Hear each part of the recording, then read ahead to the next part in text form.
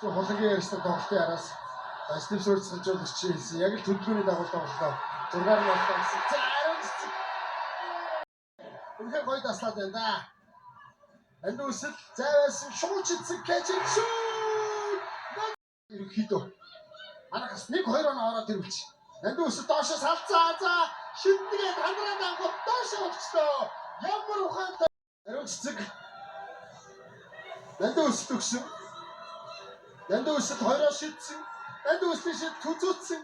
Морган Мэди атгсан. Бүгний лог тэмцэж хулан ялсан. Гэж хэлсэг байсан. Хулан оноо авсан. Тоглолтыг тэргүүлж хэлээ Монголын Америкийн зураг.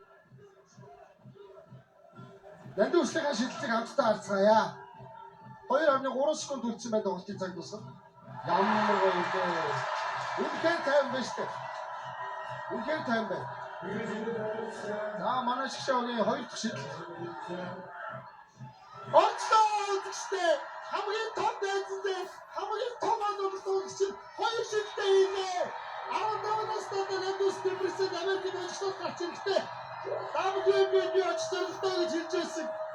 Яа Нандус Монголын шгшөө өгөжтэй. Бразилийг хөдсөн, Олимпийн авраг Германыг хөдсөн, Украиныг хөдсөн, Дэлхийн авраг Хятадыг хөдсөн, Олимпийн авраг Америкийг хөдсөн. Хар шгшөө түүхэндээ анх удаа шалгарлаа. Энэ бол зүгээр нэг хожид биш. Шгшөөгийн тоглогчид Монголын 3 улсын явуулбаа. Тасалжуулагчдын багийн 7 жил 2455 хоног 58920 цагийн дасралтгүй бэлтгэл тууштай байдал хөлс нулимс улс босдын үрдэн юм аа. Эдгээр өдрүүдэд Скватрийн талбай энэ октодын энэ олон жилийн энэ олон цаг хугацааны хөдөлмөрийн тайван тоглолтын тайз мэт байна.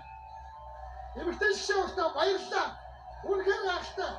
Монголын саксофоны онцгой төвлөж хэлж байгаа эмэгтэй саксофоны Монголын түүхийг цааш нь үзэгчтэй. Монголын